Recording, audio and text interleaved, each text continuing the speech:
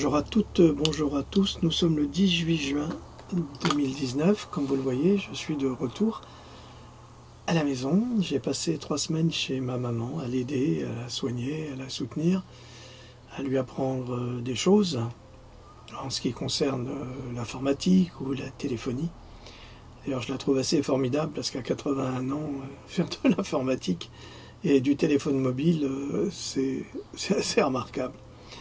Donc voilà, je suis de retour. Ça ne m'a pas empêché de continuer à travailler sur le dernier Pandora je suis dans les corrections. C'est une mise en abîme permanente, c'est-à-dire que je l'ai écrit 1 fois, 2 fois, 3 fois, 4 fois. Et là, je pensais l'avoir terminé, je le relis et il y a des choses qu'il faut rajouter, qui doivent être complétées, Enfin, ce Pandora-là sera certainement...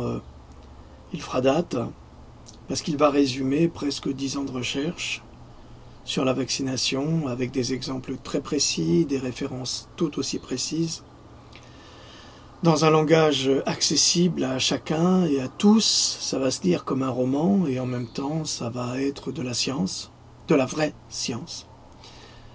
Ça va répondre formellement à tous les mensonges des pro-vaccinaux qui sont des incapables, d'une part, des incompétents, d'autre part. Il n'y a pas d'autre mot, je suis navré puisque la science parle. Ce n'est pas moi qui parle, je fais parler la science, je suis un vulgarisateur scientifique. Donc je ne suis pas un scientifique, au contraire, moi je mets la science à portée de chacun et des plus simples. J'ai toujours dit que j'étais l'écrivain des pauvres. Donc mon travail, ce n'est pas un travail qui est fait pour des scientifiques. Pour cela, ils ont d'excellents chercheurs, comme notre défunt Michel Georget, ou vous avez l'AIMSIB, qui est un foyer de médecins, professeurs et autres, et qui écrivent des articles médicaux sur la science de la vaccination également, qui sont parfois, qui vont beaucoup plus loin. Donc le problème, c'est que du point de vue de la vulgarisation, quand on va trop loin, enfin de leur part, eh bien ils se détachent un petit peu de la réalité sociale, et ils ne permettent pas l'accès à la connaissance à des gens simples. Or, mon travail à moi, c'est justement celui-là. C'est de donner cet accès à la connaissance à des gens simples. Ça ne veut pas dire des débiles, c'est pas ça du tout. Mais c'est des gens qui ne se découragent pas quand on parle un tout petit peu dans le domaine scientifique, avec des termes scientifiques, mais pas trop développés. En revanche, les autres dont je parlais, Michel Georget, qui a fait un travail extraordinaire, mais qui est parti, il était déjà âgé, biologiste de formation, donc il n'est pas contestable dans ses publications, mais c'est parfois très ardu à lire. Eh bien, je ne reprends pas le travail de Michel Georget parce que je travaille sur des sources américaines.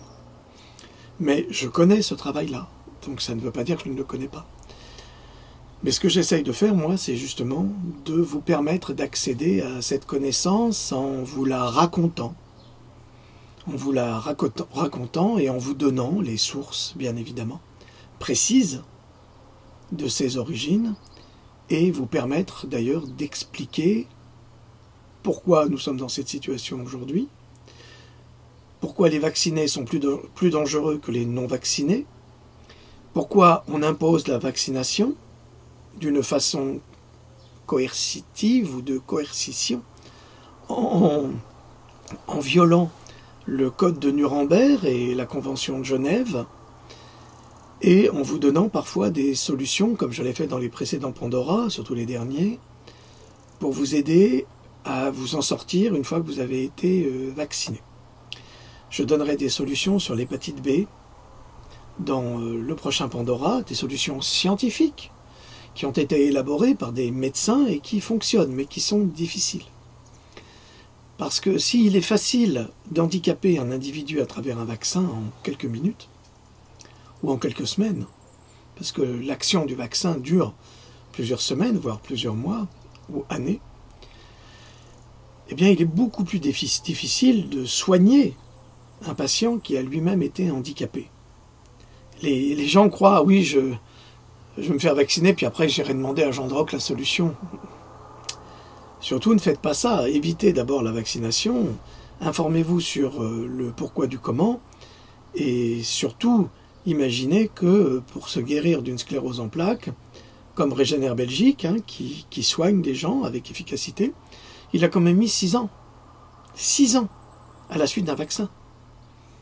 Donc, vous comprenez, j'ai eu le message d'une maman paniquée aujourd'hui, et je ne lui en veux pas, je compatis à sa douleur, mais c'est très très difficile, qui a fait vacciner son enfant avec 3 des pires vaccins, dont je tairai les noms parce que j'en parle souvent dans mes capsules, et qui a sa fille qui a une pathologie très rare. Et elle est complètement désespérée. Ma réaction c'est, bah oui, mais c'est normal. On vaccine avec 3 des pires vaccins qui sont bourrés d'aluminium, de mercure, de formaldéhyde, d'ADN humain. Oui, oui, d'ADN humain, oui, bien sûr. Alors ça, c'est le truc des pro-vaccinaux. Non, non, il n'y a pas d'ADN animal dans les vaccins. Il y a une liste comme ça. Non, non, il n'y a pas d'ADN humain dans les vaccins. Je vais vous le prouver tout à l'heure. Je le prouve également dans mon prochain livre, hein, mais très en détail, hein, scientifiquement décrit par des médecins, chercheurs, virologistes et professionnels, hein, bien plus professionnels que tous ces pro-vaccinaux qui sèment le mensonge et la terreur en prétendant que si vous ne vaccinez pas, j'ai eu un exemple comme ça, d'un pédiatre qui a menacé sa patiente en disant si votre petit-fils contamine mon petit-fils, si votre fils contamine mon petit-fils, je vous égorge tous. Dixit le médecin. Ça a été publié. Donc, quand on a ce type d'obscurantisme scientifique, on se trouve face à une nouvelle religion, qui est la religion vaccinale et qui est une religion très récente. C'est une religion qui date de 200 ans à peine et qui n'a jamais fonctionné des débuts jusqu'à aujourd'hui. Cela n'a jamais fonctionné. Le premier vaccin, c'est Édouard Jenner qui l'a fait contre la variole. Et une étude statistique a montré qu'il n'avait aucune efficacité, si ce n'est celle de contaminer par la variole les personnes vaccinées. Il en va de même pour la polio, il en va de même pour toutes les épidémies. D'ailleurs, c'est l'OMS qui a demandé aux laboratoires de cesser de vacciner contre la variole dans les années 50-60, parce qu'il y avait trop d'accidents vaccinaux. Et si vous voulez en parler, vous pouvez en parler avec Être en liberté, dont la sœur a été invalidée par ce vaccin antivariolique. Aujourd'hui, la variole est toujours présente dans le monde, mais elle n'est plus agissante comme elle l'était. Si vous voulez, dans les laboratoires secrets de l'armée américaine et de l'armée française, ils ont les virus de la variole qui peuvent épandre. Alors vous allez me dire, ah, c'est pas vrai, les épandages, les chemtrails, les chemtrails, comme vous dites. Alors chemtrails, chimique, trails, traînées, des traînées chimiques. Alors des traînées chimiques, on en parle souvent et on s'est fait ridiculiser durant de nombreuses années. Dans mon Pandora 2, vous avez tout un travail qui est fait sur les nanotechnologies et les chemtrails, et qui est très intéressant d'ailleurs, avec des références absolues, toujours. Hein. Aujourd'hui, ils appellent ça du contrôle climatique, parce qu'ils ne peuvent plus mentir. Mais vous devez savoir que, vous souvenir de ce qui s'est passé à Pont-Saint-Esprit en France, où la CIA a vaporisé du LSD sur un village français dans les années 50, pour voir comment ça allait faire. Évidemment, ça a rendu les 500 habitants complètement fous, et on a accusé les boulangers d'avoir empoisonné la population à travers l'ergot de seigle. Les pauvres boulangers, il y en avait 2, ils ont été en garde à vue, fait un peu de prison, puis libérés, parce qu'ils n'avaient rien fait, et l'opprobre a été jeté sur ces pauvres artisans, alors que tout le village est devenu fou. Il y a des gens qui se sont jetés par la fenêtre en se prenant pour des oiseaux, il y en a d'autres qui se sont pris pour des fauves. Enfin, ça a été épouvantable, ils ont été, ces pauvres gens, dans des asiles psychiatriques pour certains d'entre eux. Et on n'a jamais su jusqu'à ce qu'un journaliste dont le père avait vaporisé sur Pont-Saint-Esprit 50 ans plus tard est tombé sur les documents et a livré toute l'affaire au public. J'en ai parlé dans mes Pandora. Eh bien, vous devez savoir que comment Merck s'est fait connaître. Eh bien, il travaillait pour l'armée des États-Unis dans les années 50 et il a modifié le virus de la rubella pour le rendre efficace en aérosol. Et ils ont vaporisé les troupes chinoises et les troupes nord-coréennes pendant la guerre de Corée avec des épandages chimiques, donc avec des chemtrails, pour les affaiblir et les rendre malades. Le problème, c'est que ça a rendu malades aussi des soldats américains qui ont déposé plainte, il y a eu un recours, et ils ont été indemnisés. Donc, qu'on cesse de nous dire que les chemtrails n'existent pas, ils existent, et ils ont été utilisés dans la géo-ingénierie d'une part, et d'autre part dans la guerre bactériologique. Et si vous croyez que vous attrapez la grippe comme ça, moi j'en suis persuadé, j'en ai l'intime conviction, ces virus de grippe sont vaporisés à travers les chemtrails et surtout au-dessus des grandes villes. Vous voyez, il y a toujours cette chape de plomb en hiver, mais c'est vraiment le fog, le smog, mais c'est un fog-smog qui est provoqué par des épandages systématiques des grandes villes pour rendre malades les citoyens. N'importe quel virus, hein. Ce qui s'est passé avec le choléra en Algérie et en Israël, parce que ça a aussi touché Israël l'année dernière, c'est la même chose. C'est exactement la même chose. On balance les virus, les bactéries, à travers les chemtrails. Ils nous empoisonnent comme ça. Ils nous empoisonnent avec des métaux lourds, ils nous empoisonnent avec de l'aluminium. Pourquoi ne peut-on pas rester aujourd'hui au soleil, comme on le pouvait dans les années 50 et 60 ? Eh bien tout simplement parce que les microparticules, les nanotechnologies qui sont composées de métaux lourds et métal léger pour l'aluminium, eh bien l'aluminium est un réflecteur. Donc il amplifie les rayons du soleil qui deviennent brûlants. Et tout ça pour nous empoisonner d'une part, pour nous vendre de l'écran solaire cancérogène, qui va vous brûler davantage et vous provoquer des cancers de la peau ou je ne sais quoi. Et nous nous trouvons dans des situations absolument dramatiques parce que ça brûle également les plants. Regardez, en ce moment, il y a des sécheresses dans le monde entier. Il y en a en Inde, il y en a eu en Californie. Tout ça, c'est provoqué par justement ces épandages et ce contrôle climatique. Ce contrôle climatique qui a été mis en place dès les années 45, comme je le disais dans mon second Pandora, où les agriculteurs allaient même se plaindre à leurs sénateurs en disant « mais vos recherches provoquent chez nous des ouragans ». Et nous connaissons aujourd'hui, depuis 50 ans, des ouragans et des tsunamis, souvent provoqués d'ailleurs, d'une puissance considérable. Nous allons nous retrouver sur une planète, puisqu'ils sont en train, en même temps, d'éliminer la forêt équatoriale et amazonienne, en Amérique du Sud, la forêt amazonienne au Brésil. Sachez que c'est quand même le poumon de la Terre, c'est ce qui nous permet de respirer, d'une part, et de bloquer ces vents qui font le tour de la planète. Plus nous coupons, plus nous éradiquons nos forêts, plus nous permettons au vent de s'accélérer. Alors, on va sans doute avoir des géographes qui vont venir et qui vont dire « ouais, Jean Droit qui dit n'importe quoi ». Peut-être que je dis n'importe quoi, mais les faits sont là. Les tempêtes sont épouvantables. On a des vents entre 150, des fois 300. C'est monstrueux. On se croirait sur une planète du système solaire, comme sur Mars, avec des tempêtes épouvantables. Eh bien, pourquoi il y a des tempêtes épouvantables sur Mars? Il n'y a pas d'arbres. Il n'y a rien pour les bloquer, il n'y a rien pour bloquer les vents.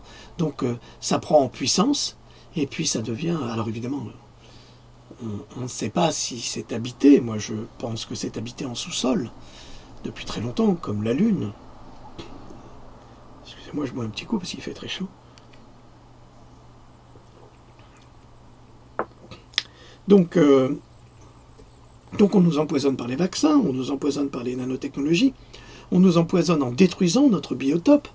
C'est pour ça que j'ai beaucoup de méfiance envers les nouveaux écologistes français qui ne sont écologistes qu'à demi-mot et qui ne se battent absolument pas pour l'écologie. Vous avez bien vu que cette fameuse hydrolienne qui a coûté 260 millions d'euros a été vendue pour 1000 euros par M. Macron.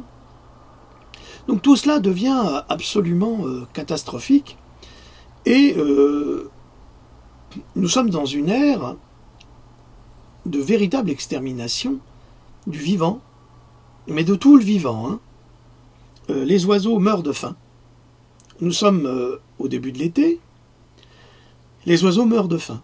Je ne sais pas si vous l'avez vu, mais nourrissez-les, mais jamais avec du pain. Jamais avec du pain, ça les tue. Les canards, c'est pareil. Les oies, les canards, les cygnes, ça ne se nourrit pas avec du pain. C'est très très mauvais pour eux. Donc ça ne va pas du tout avec leur système digestif. Par exemple, les canards avalent des cailloux justement pour que ça se mélange dans l'estomac et pour que ça se broie bien, mais le pain fait des agglomérats et ça les tue. Donc les oiseaux n'ont plus d'insectes. Il n'y a plus d'insectes, quasiment plus. Il n'y a plus de vers de terre, il y a encore des mouches évidemment, quelques-unes. Il y a des fourmis qui résisteront à tout, comme il y aura des scorpions tout le temps. Mais il n'y a plus tous ces insectes que les... heureusement, ici, on a quelques cigales là où je suis. Donc, heureusement que les hommes sont là pour permettre de nourrir ces oiseaux, parce que sinon, ils mourraient tous. On ne les entendrait plus. Alors, nourrissez les oiseaux avec des graines de tournesol, si vous pouvez. Vous pouvez trouver ça dans les animaleries ou dans les magasins de bricolage. Achetez-vous ces tubes qui permettent de les nourrir. Et chez nous, c'est 2 fois par jour, en été. C'est inconcevable. Alors on nous dit, oui, il ne faut plus les nourrir, il faut les laisser se nourrir. Mais les laisser se nourrir où? Avec quoi? Ils vont attaquer les récoltes. Donc on doit les aider. Nous devons les nourrir. Alors Louloute s'excuse, elle n'est pas présente aujourd'hui, elle est partie à un enterrement d'un cousin. Pourquoi j'y suis pas? Je ne vais pas ni dans les hôpitaux, ni dans les enterrements. Jamais. Celui de mon père, celui de ma mère bientôt, sans doute, certainement, le plus tard possible. Mais c'est tout. C'est tout. Voilà. Vous savez, c'est pas parce qu'on va dans les enterrements qu'on manifeste notre amour pour les personnes. Les personnes, on les a aimées et elles le savent. Qu'on soit là ou pas, c'est pas important. Alors, on va faire une petite revue de presse. Alors, j'ai beaucoup de difficultés, parce que comme je suis attaqué de partout, on m'attaque pour des droits d'auteur, des machins, des trucs. Donc maintenant, je ne peux plus rien vous montrer, parce que sinon, ils vont bloquer les vidéos. Ah bah oui, quand même, il ne faut pas laisser parler Jean Droc, c'est pas bien. Alors, j'ai posté sur ma page Facebook, même pour les meilleures vacances du monde, je n'abandonnerai pas mon chien. Dans mon cas, c'est mes chiens. Donc, n'abandonnez pas vos chiens pour partir en vacances. Confiez-les à des personnes de confiance. Si vous voulez les abandonner, ayez le courage d'aller les mettre à la SPA. Vous pouvez aussi, je vous le signale, les mettre en pension à la SPA. C'est très important ça. Vous pouvez les mettre en pension à la SPA.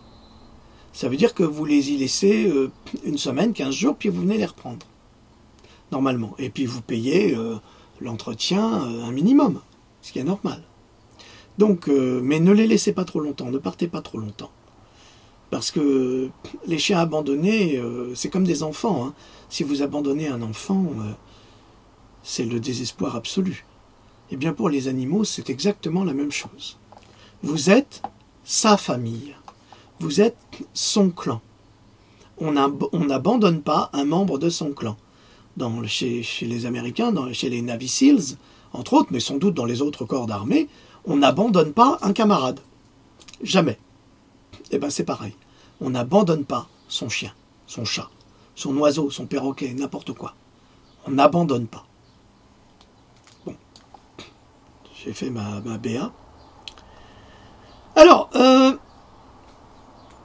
Quand on vaccine un enfant, eh bien, quand on vaccine un enfant contre la rougeole, par exemple, ou contre la grippe, ou contre je ne sais quelle autre maladie imaginaire, ou inventée, ou terrorisée, comme l'hépatite B, par exemple, eh bien, on va provoquer chez l'enfant des infections chroniques des oreilles, des eczémas, des maladies chroniques, du diabète, de type 2 en général, des allergies de toutes sortes, de l'asthme.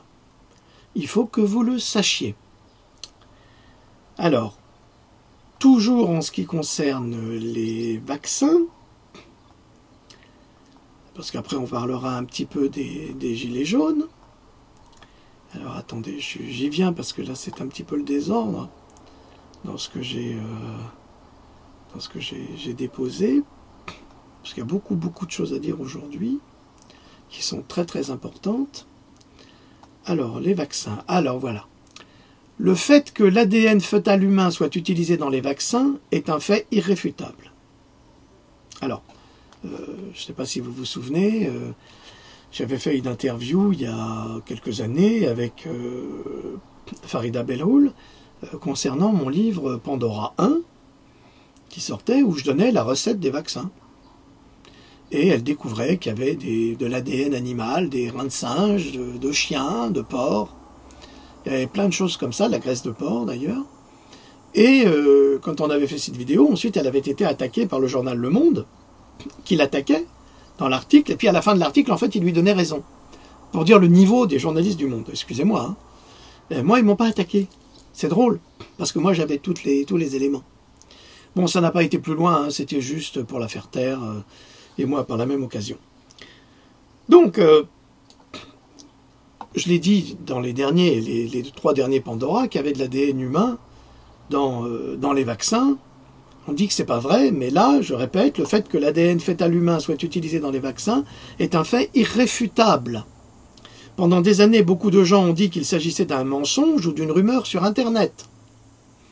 Mais cela ne peut plus être dit. Le docteur Stanley Plotkin, qui est souvent désigné comme le parrain du programme de la vaccination moderne aux États-Unis, a admis sous serment, dans une déposition légale conduite par Aaron Siri, que son vaccin antirubéoleux,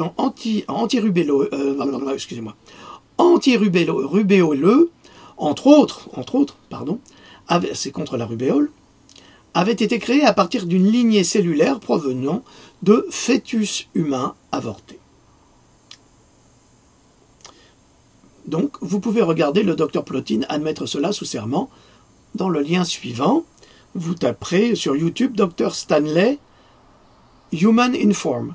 Donc, vous tapez ça, vous allez le trouver, ou vous allez sur ma page Facebook, vous le trouverez également, ou alors vous avez encore une autre solution, c'est d'attendre patiemment la sortie de Pandora 6, où là j'ai vraiment fait 3 pages sur le sujet quand même, mais avec des éléments scientifiques faisant le backup, hein, comme on dit, hein, soutenant tout ce que je vous disais.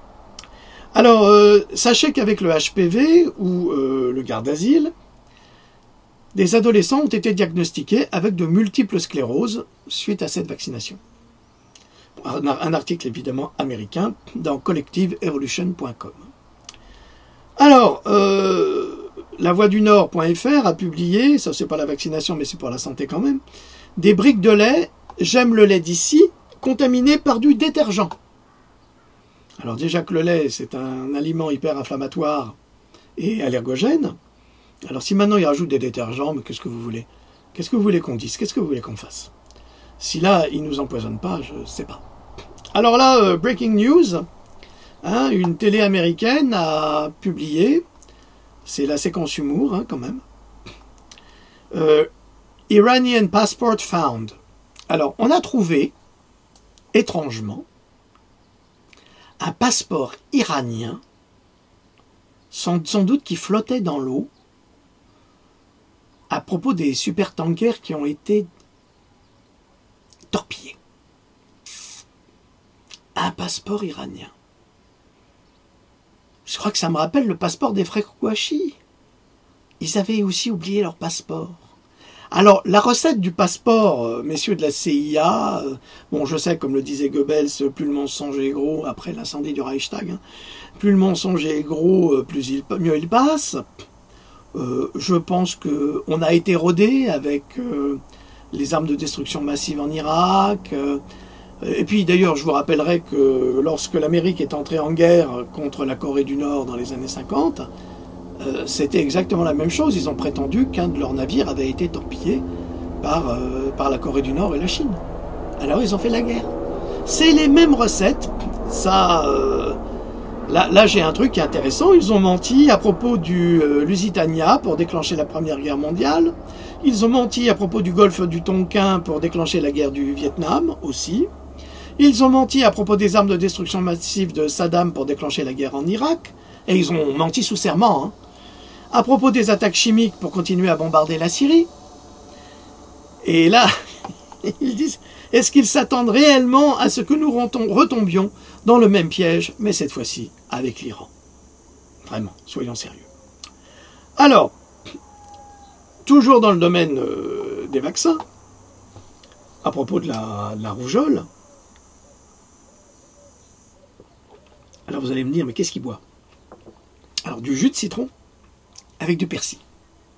D'ailleurs, je le dis à la maman Aurélia, il faut faire boire à votre petite fille des litres de jus de citron avec du persil parce que ça détoxifie le corps.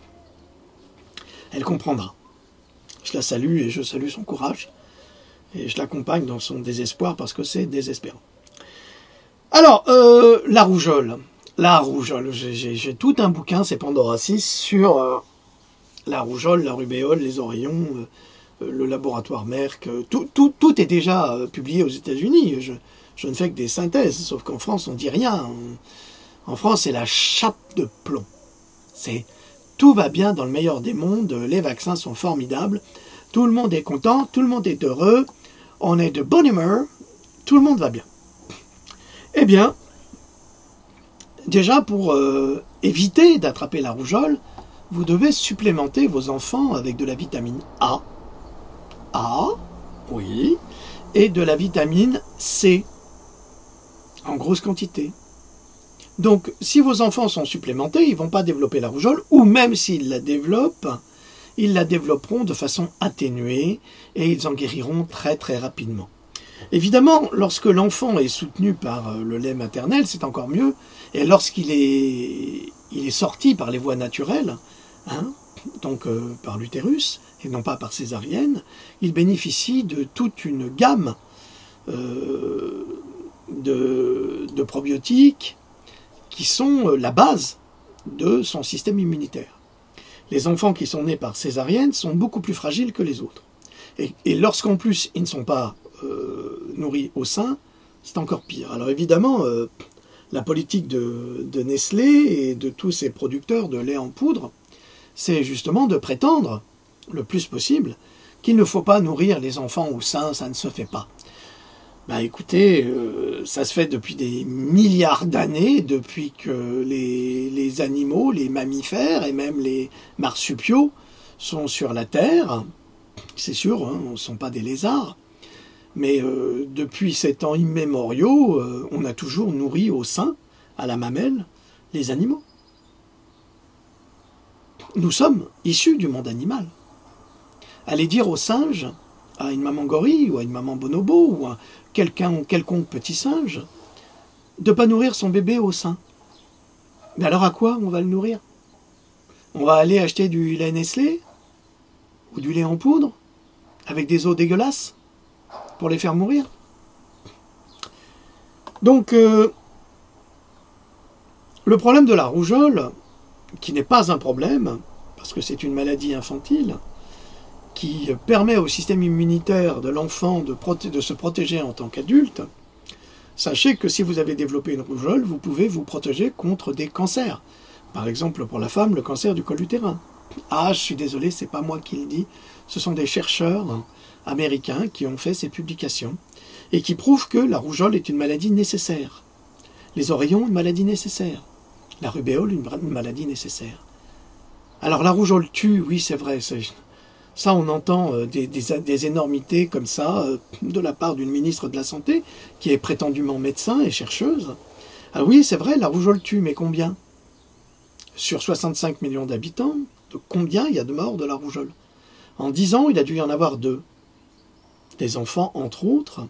Mais elle a menti, parce qu'elle a dit 10 personnes, et elle a prétendu que c'était des enfants. Donc il y avait effectivement en 10 ans, sur 60 et 65 millions d'habitants, 2 décès par rougeole. Pourquoi? Parce que les enfants avaient des problèmes immunitaires à la base. Donc quand on a des problèmes génétiques et immunitaires, effectivement, la rougeole peut tuer. Mais soyons sérieux, est-ce que tous les enfants de France ont des problèmes immunitaires? Primo. Est-ce que tous les enfants de France sont sous-alimentés? Secondo. Est-ce que tous les enfants de France vivent dans un terrible manque d'hygiène? Non. Alors on n'impose pas une vaccination pour 2 décès d'enfants par rougeole, ou même 10, soit 1 par an, sur 10 ans, pour 65 millions de personnes. Et c'est même pire que cela. Parce qu'en fait, je crois qu'on a décidé d'obligation vaccinale après un test sur 187 personnes à peu près. C'est tout dans le prochain Pandora, vous verrez. C'est aberrant. Alors à votre avis, pourquoi est-ce qu'on force une vaccination pareille? À votre avis? Et comment vous expliquez que tous ces enfants qui sont vaccinés développent eux-mêmes la rougeole? Et que pour éviter qu'ils la développent, on les vaccine 2 fois, voire 3 fois. Alors après, s'ils en meurent à cause des neurotoxines, du mercure, qui va faire exploser le cerveau, qui va tout détruire à l'intérieur, ou qui va les invalider, eh bien, on va dire que c'est de la faute à la rougeole et des complications? Non. La rougeole ne tue pas. Ce sont les complications de la rougeole qui tuent. Et effectivement, aujourd'hui, nous avons des personnes adultes, donc des adolescents, et puis des jeunes adultes de 20 ans, qui développent une rougeole. Mais pourquoi ils développent une rougeole à 20 ans? Eh bien parce que le vaccin anti-rougeoleux a bloqué l'immunité et le fait d'attraper la rougeole pendant 2 à 4 ans. Puis ensuite on a fait un rappel, et ensuite encore un rappel. Et puis arrivé à l'âge adulte, et les adultes se disent « Bah non, je vais pas me faire vacciner encore une fois, tu rigoles, je suis plus un enfant. » Et là, tac, ça arrive. Pourquoi? Parce qu'en fait, on a retardé le développement de la rougeole. On ne peut pas empêcher la rougeole. C'est cela que vous devez comprendre et que les labos ne veulent pas que vous sachiez.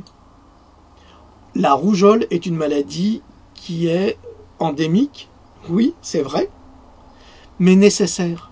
Ça veut dire que le corps, le système immunitaire, a besoin de cette rougeole pour se renforcer et pour passer à d'autres stades de protection. Tant qu'on n'aura pas compris cela, ou tant que les laboratoires continueront à mentir sur cette vérité, il y a des médecins qui l'ont dit, hein, on l'a statué scientifiquement. Sauf que les laboratoires, ça ne les intéresse pas, vous vous rendez compte? On va passer à 700 milliards de bénéfices suite à la vaccination. C'est énorme, énorme. Non, on ne va pas arrêter la vaccination, vous rigolez. C'est une affaire économique, c'est une industrie. Ça fonctionne très bien. Et le mensonge est prêt à tout. À nous faire taire, à nous assassiner, à bloquer les publications pour permettre à cet empire pharmaceutique de continuer à vendre des produits toxiques et défectueux.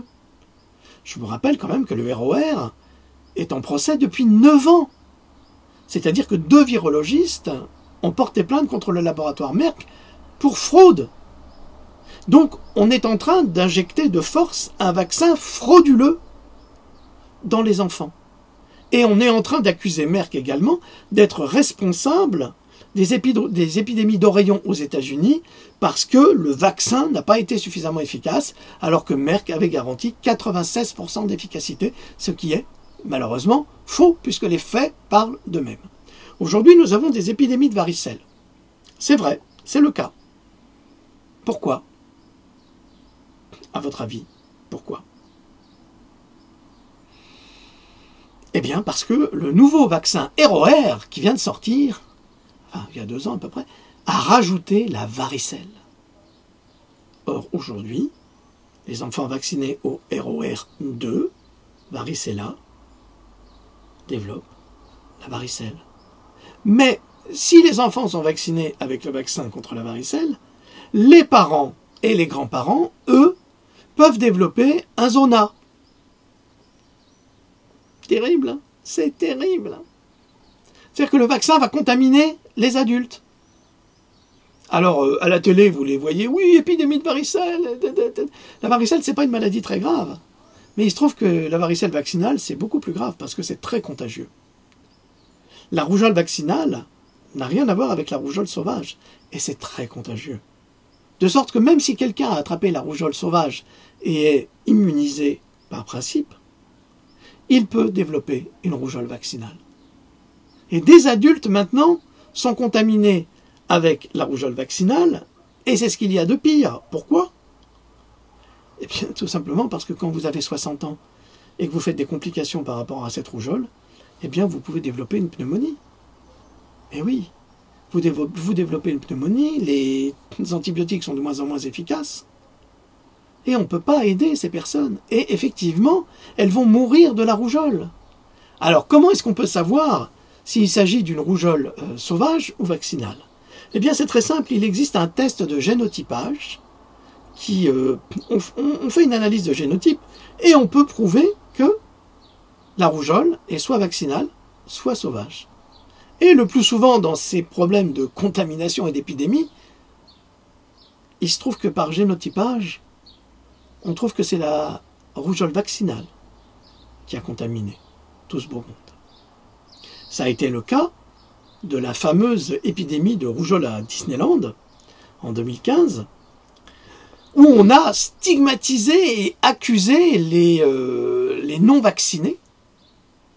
On les a rendus responsables d'avoir contaminé près de 170 personnes. Et on a développé, c'est le docteur Pan, sénateur à Sacramento, qui a développé une campagne de terreur et d'accusation. C'était vraiment le tribunal de l'Inquisition pour faire voter la loi SB 277, je crois, pour supprimer toutes les exemptions philosophiques et religieuses du calendrier vaccinal. Ah oui, tout le monde doit être vacciné, c'est obligatoire. Parce que sinon, c'est vous qui êtes contaminé. Mais la question qui doit se poser, et je me demande où il a eu ce diplôme, son diplôme de médecin, ce pédiatre, c'est vraiment fabuleux, c'est comment expliquer qu'un non-vacciné peut contaminer quelqu'un qui est vacciné et donc protégé par la vaccination contre la rougeole, les oreillons et la rubéole. Alors là, on n'a encore pas d'explication scientifique. C'est pour vous dire à quel point c'est du double langage, à tel point c'est du scientisme, c'est de la fausse science, qu'on essaye de nous imposer de France, comme le fameux crétin de médecin préféré des Français qui officie à la télévision et qui raconte mais des énormités du point de vue vaccinal. Il accuse Andrew Wakefield qui a prouvé, déjà en 1996, le lien direct entre le ROR, rougeole, oreillon, rubéole, et l'autisme. Il l'a prouvé, ça a été même prouvé plus tard, 20 ans plus tard, avec les déclarations du docteur Thompson du CDC. Il a témoigné devant le Sénat. Donc, on vit dans le mensonge total concernant cette rougeole, car le vaccin est plus dangereux que la rougeole elle-même. Car la rougeole elle-même va, et ça il n'en sait rien ce médecin français, il est ignorant en la matière, mais il gagne des millions quand même, hein. Nous on ne gagne rien, mais eux ils gagnent des millions, eh bien cette rougeole sauvage, si vous l'attrapez, vous protégera, vous les femmes au niveau du cancer du sein et du cancer du col de l'utérus. Et vous messieurs, je crois que c'est au niveau du cancer du poumon. Donc c'est ça le truc. On a besoin de cette immunité, elle est indispensable. Et ne vous inquiétez pas, si vous l'attrapez, on peut soigner très facilement, avec des suppléments. Vitamine A, vitamine C, cannelle. Ça a été prouvé, ça, la cannelle, dans les années 1920, dans un hôpital, aux États-Unis. J'ai tout répertorié, tout. Ne vous inquiétez pas, hein, tout ça c'est très très sérieux. J'ai tout rassemblé. Donc, il faut qu'on arrête de mentir sur cette imposture. Et l'imposture vaccinale, elle est considérable, énorme et monstrueuse. Alors non, par exemple, il y a eu un article qui a été publié par l'Écho en Belgique, soutenu par un professeur en virologie. Alors lui aussi, il dit des énormités. Alors pourquoi je me permets, moi qui ne suis pas scientifique, de dire qu'un professeur en virologie dit des énormités? Eh bien parce que tout ce qu'il dit est contredit par une science d'autres professeurs, d'autres médecins qui se trouvent ailleurs. Alors la question, je ne donnerai pas son nom, parce que ça va encore faire une polémique. Je me demande pour qui il travaille. Est-ce qu'il travaille pour la santé des enfants et de la population? Ou est-ce qu'il travaille pour les laboratoires? C'est pas le seul, hein, parce que le Michel qui ment, c'est pareil. Je ne veux même pas me poser la question de savoir pour qui il travaille, je sais pour qui il travaille. C'est tout. S'il est à la télévision, vous pouvez être certain qu'il est soutenu par Big Pharma. C'est évident. Regardez, nous n'avons absolument aucune possibilité d'organiser des débats concernant la vaccination avec des pros et des anti-vaccinaux. Or, c'est là où il y a un problème. Nous ne sommes pas anti-vaccinaux, c'est ça le problème. Nous sommes pour une vaccination efficace et certaine. Ce qui n'est pas le cas, parce qu'il y a plus d'accidents que de bénéfices. Eh bien, il n'y a jamais de débat contradictoire. Pourquoi? Eh bien, parce que c'est Big Pharma, c'est les laboratoires pharmaceutiques qui fournissent quand même 70% des fonds nécessaires au fonctionnement des télévisions et de la presse. S'il n'y avait pas les laboratoires pour les financer, il n'y aurait plus beaucoup de presse, ni de télé. Il n'y aurait que des télés privées. Et même la pub des télés privées est faite par les laboratoires. Regardez les créneaux horaires. Hein. Le matin, c'est que les laboratoires. Hein. Moi, j'ai dû me taper tous les matins, télématin sur France 2, mon Dieu, mais c'est une horreur. C'est une horreur. Hein. Entre les lieux communs, les informations qui datent d'il y a 3 semaines, dont nous avons fait part, les bêtises au quotidien, l'incompétence des journalistes, on appelle ça des journalistes, et après on va dire que la France, les Français doutent de plus en plus de la presse. Ben, il y a de quoi. Quand on voit le traitement des gilets jaunes, déjà, ça commence à être très très grave. Alors, bon, ça c'est assez drôle. Je ne sais pas si vous avez vu cela. Bon, c'est sur Twitter, s'il veut bien me le donner, où Marlène Schiappa a attaqué une élue parce qu'elle était chrétienne. Et ben l'élu lui a dit moi je suis peut-être chrétienne, mais vous, ça vous gêne pas de publier des photos avec votre appartenance à la franc-maçonnerie. Et là, moi, j'ai quand même eu une réflexion. Je me suis dit, mais les francs-macs, franchement, quand vous enrôlez des gens, mais prenez-les au moins plus intelligents, parce que c'est vraiment pas une référence, hein, celle-là. C'est une vraie catastrophe humanitaire. Hein. Ces déclarations, mais c'est à pleurer de bêtises. Hein. Alors là, on voit le niveau de la franc-maçonnerie. Hein. Ça vole pas haut. Hein. Enfin, c'est ce qu'ils veulent faire croire, mais c'est pas vrai. Alors... une chose qui m'a profondément choqué, mais c'est pas la première dans ce gouvernement français LREM.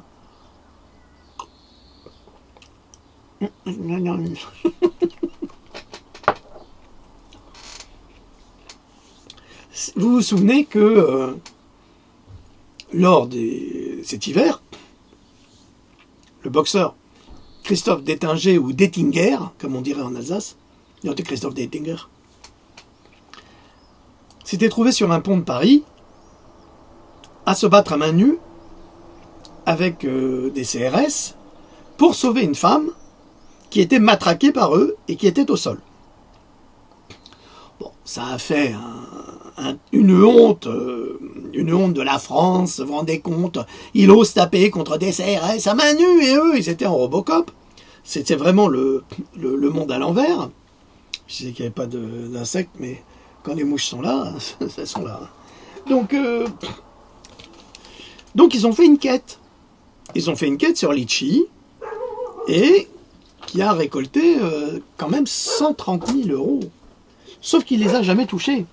Parce que le gouvernement a fait en sorte qu'ils ne le touchent pas. Donc ça a bloqué complètement sa quête. Mais pire encore, et c'est là que ça devient scandaleux, c'est que aujourd'hui, si vous voulez, eh bien, le gouvernement En Marche intimide les donateurs. Ceux qui ont donné 3, 4, 5 euros, des fois 10, pour Christophe Détinger, eh bien, vous allez écouter cela. Litchi, effectivement, a bu. Écoutez ça. Je suis convoquée demain pour une enquête préliminaire en tant que témoin parce que j'ai fait un don à la cagnotte de Christophe Détinger. Voilà. Brigade de la répression de la délinquance astucieuse. C'est pas donné à tout le monde, ça, ce nom-là. Litchi, effectivement, a abusé de ma confiance. Parce que Litchi... C'est ce que vous pensez? Ah bah oui. Pourquoi? Parce que j'ai donné des sous à Litchi pour transférer à une personne qui était bien nommée. En plus, ils l'ont pas donné. Et en plus, ils me donnent mon mail au commissariat de police, là, à cette brigade. Mais de quel droit? Exactement. Merci, madame. Bonjour à tous et à toutes. Aujourd'hui, une petite vidéo. Exactement. Alors, le droit à l'information, le droit à la discrétion, c'est un scandale. Donc, vous avez donné à la cagnotte de Christophe Détinger, eh bien, vous êtes convoqué à la police. Et pourquoi t'as donné? Combien t'as donné? Hein? Pourquoi t'as pas donné à Macron? Pourquoi t'as donné à ce voyou? Hein? En fait, ils veulent vraiment ficher, faire peur. Et on va payer, nous, dans nos impôts, tout ce travail organisé par la police qui va quand même convoquer tous ces gens-là. Pour les mettre à la question. On disait mettre à la question dans le temps, ça voulait dire torturer. Hein. Mais quelque part, c'est de la torture psychologique. Et c'est de la trahison de la part de Litchi d'avoir donné des informations confidentielles. Donc elle a raison, cette dame, il faut attaquer Litchi en procès pour violation du droit, de son droit inaliénable. Et c'est fondamental. Donc voilà le gouvernement Macron, comment il se comporte. Mais vous allez voir, il va quand même prendre une grosse claque. Hein. Il n'y a pas de raison. Parce que... Quelle heure est-il? 47, ok. Parce qu'il y a une plainte qui a été déposée contre Macron et Castaner. Hein. Il faut quand même le signaler. C'est maître Sophia Albert Salmeron qui va poser une plainte contre crime contre l'humanité, contre Macron et Castaner. Et si elle le fait, c'est quand même grâce à ce grand poète, moi que j'aime beaucoup, hein, mais il est contestable si vous le voulez, ça n'a aucune espèce d'importance, c'est Francis Lalanne, qui a quand même donné 30 000 € pour que cette plainte puisse être déposée à la Haye. C'est pas simplement l'avocate, c'est aussi Francis Lalanne qui a payé. Donc c'est quand même très important de le citer et de montrer que ce n'est peut-être pas le manipulateur qu'on veut nous faire croire qu'il est. Moi j'y ai jamais cru, mais enfin c'est mon avis personnel et je le partage. Alors maintenant pour les gilets jaunes. Alors j'ai publié de Tous Unis, Gilets jaunes Centre-Alsace, pourquoi faut-il continuer la lutte? Le prix du carburant a baissé? Non. Les salaires ont-ils augmenté? Non. La CSG des retraités a baissé? Non. L'évasion fiscale a été réduite? Non. La taxe d'habitation a été supprimée? Non. L'ISF a été rétabli? Non. Le RIC est dans la Constitution? Non. Donc, bon, pour la taxe d'habitation, je vous signale qu'il y a une nouvelle loi, c'est-à-dire que Macron, qui est un manipulateur, a décidé de laisser cela aux maires, qui vont s'en occuper eux-mêmes, hein, on est bien d'accord, et ensuite, il va voter une loi sur les propriétaires qui vont devoir payer un loyer sur leur maison. Ça veut dire que ceux qui ne peuvent pas, ils paieront pas la taxe d'habitation, mais ils paieront le deuxième impôt. Mais ceux qui peuvent, ils paieront en fait 2 impôts. Alors là, je voudrais pas être grossier, mais ça va nous faire un comme ça. Hein. Ah là, il est malin, là, c'est vraiment de la crapulerie. Hein. Alors, Voilà. Des spécialistes, alors ça c'est pour revenir au vaccin, je l'avais noté ce matin, ça n'a pas été trop commenté, je le regrette. Des spécialistes de la modélisation des maladies infectieuses de la Health Protection Agency en Grande-Bretagne ont estimé que le zona pourrait augmenter de 30 à 50% chez la population adulte si la vaccination infantile contre la varicelle se généralisait. C'est ce que je vous disais tout à l'heure. Donc on va avoir des augmentations de 30 à 50% de zona chez les adultes de 50 à 70 ans. Quand on vous dit qu'ils fabriquent les maladies, vous dites c'est pas vrai. Mais on en a la preuve. Alors on continue. Bon, j'ai posté aussi un très beau reportage sur MC Solar, qui est un garçon que j'aime beaucoup, parce que je trouve qu'il a beaucoup de talent et très intelligent. C'est vraiment un rap non violent, mais intelligent, poétique. Moi j'ai toujours apprécié ce garçon. Voilà, je le dis. Vous pouvez dire ce que vous voulez après, peu importe, c'est pas grave, on a chacun notre opinion. Hein. Là, j'ai beaucoup ri, comme tout le monde. Une déclaration d'impôt rédigée par un Belge. Je vous transfère une déclaration d'impôt d'un citoyen belge. On pourrait croire que c'est une blague, mais non. Excellentissime. Dit avec humour, c'est d'autant plus savoureux. Voilà ce qu'a répondu un citoyen belge sur sa déclaration d'impôt à la question « Avez-vous des personnes à charge ?» Réponse. 2,1 millions d'immigrés illégaux, 4,4 millions de chômeurs, 900 000 criminels répartis dans 85 prisons, 650 crétins au Parlement, plus la totalité de la Commission européenne. L'administration lui a renvoyé sa déclaration en disant que sa réponse était inacceptable. Le citoyen ne s'est pas dégonflé et il a répondu par écrit « Pourquoi? J'ai oublié quelqu'un ?» Bravo. Ça a été publié par Yanis Skilas. Qu'est-ce que j'ai encore? Alors, le syndicat un UN1A, UNIA, je pense que c'est comme ça, qui déclare « Faire bosser jusqu'à 65, 66, 67 ans, alors qu'à 50 ans, plus personne ne nous veut sur le marché du travail, on se moque de nous. » C'est ce que je dis tout le temps. Et là, j'ai un ami, Richard Amnand, qui dit la chose suivante. « La retraite à 67 ans, pourquoi pas à 69 ? Quitte à se faire baiser, autant choisir sa position. Merci, chacun jugera. » Merci Richard. Alors, une autre déclaration, qui est un peu forte, mais juste. « Les vacances approchent. Je souhaite de très mauvaises vacances à tous les enfoirés qui vont abandonner leurs chiens ou leurs chats et qui vont dormir tranquilles pendant que leurs compagnons agonisent dans les fossés, meurent de faim, de soif, au soleil ou s'entassent dans les refuges où ils seront euthanasiés, tantôt faute de place. Mettez ce panneau sur vos murs, ça arrivera bien aux oreilles de ces gros cons. » Je crois que malheureusement, ces gros cons s'en foutent complètement. Mais pas nous. Alors, bon, vous êtes au courant, un tir de LBD sur une magistrate qui vaut pour tentative de meurtre, mais des tirs de LBD sur des gilets jaunes vaut tir légitime. De qui se moque-t-on? Le thon c'est bon, mais le thon blanc c'est excellent. En revanche, c'est 60 millions de consommateurs, ça a augmenté, qui a publié cette étude très intéressante. Bon, je le savais, mais c'est bien qu'ils en parlent. L'étude a d'abord été menée sur la teneur en contaminants, mercure, cadmium, arsenic et bisphénol A, susceptibles d'être encore présents dans le revêtement interne de certaines boîtes de thon. Et il y a une bonne nouvelle, il n'a été retrouvé aucune trace de bisphénol A, merci les industriels. En revanche, toutes les conserves testées contiennent du mercure, de l'arsenic, du cadmium, à des concentrations très variables selon les produits et les marques. Globalement, la conserve de thon de la marque Leader Price s'en sort le mieux. En revanche, pour le mercure, 3 références dépassent la moitié de la valeur réglementaire, qui est de 1 microgramme par kilo, Petit Navire, Captain Nat et Odyssée d'Intermarché. L'arsenic présent dans la plupart des conserves analysées atteint même 1,7 microgramme chez Captain Nat, un taux près de 6 fois plus élevé que dans le produit de Carrefour. Voilà, vous pourrez lire cette enquête que j'ai déposée sur mon mur Facebook. Donc l'ADN, j'en ai parlé. Garde d'asile aussi, le lait aussi.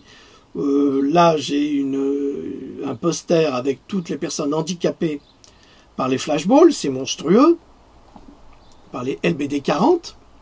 Et c'est pour ça que j'espère que Castaner, Nunez et Macron seront jugés et condamnés, parce qu'il le faut, et que toutes ces personnes seront indemnisées. Ah, pas sur la caisse des Français, hein, quand même. Ah non, sur leur caisse personnelle. Ah oui, quand même. Souvenez-vous que Macron, qui a gagné 2,4 millions chez Rothschild pour avoir fait la vente Nestlé et Pfizer, et ben quand il est devenu président, il avait plus de sous. Où s'est passé tout ça? Ça n'a pas été déclaré, il paraît. Donc renseignez-vous là-dessus aussi, c'est très intéressant. Alors à Toulouse, bah, c'est la guerre de rue. Les citoyens gilets jaunes se défendent comme ils peuvent. Prennent des feux d'artifice contre des LBD 40 et contre des gaz incapacitants ultra toxiques. Donc ça, c'est un scandale. Bon, écoutez, c'est à peu près tout pour notre petite revue de presse. Je crois que j'en ai dit assez. Oui, une retraitée sur un plateau de télé, Public Sénat, qui déclare « Nous sommes gouvernés par une dictature bourgeoise ». C'est absolument vrai. Bravo, madame. Donc voilà. Je pense que ça ira pour aujourd'hui. Vous avez toutes ces informations sur ma page Facebook, hein, c'est pas de la fake news. Et puis pour le reste, vous l'aurez dans la sortie de mon prochain livre que je suis en train de corriger. Ça m'épuise parce que c'est moi qui corrige et c'est très long et très épuisant, mais le livre est terminé. Voilà. Je vous remercie pour votre écoute attentive. Enfin, nous vous remercions pour votre écoute attentive. Nous vous souhaitons de passer une bonne fin de soirée. Ce live est préenregistré, bien sûr. Et nous vous disons à très très bientôt. Salut!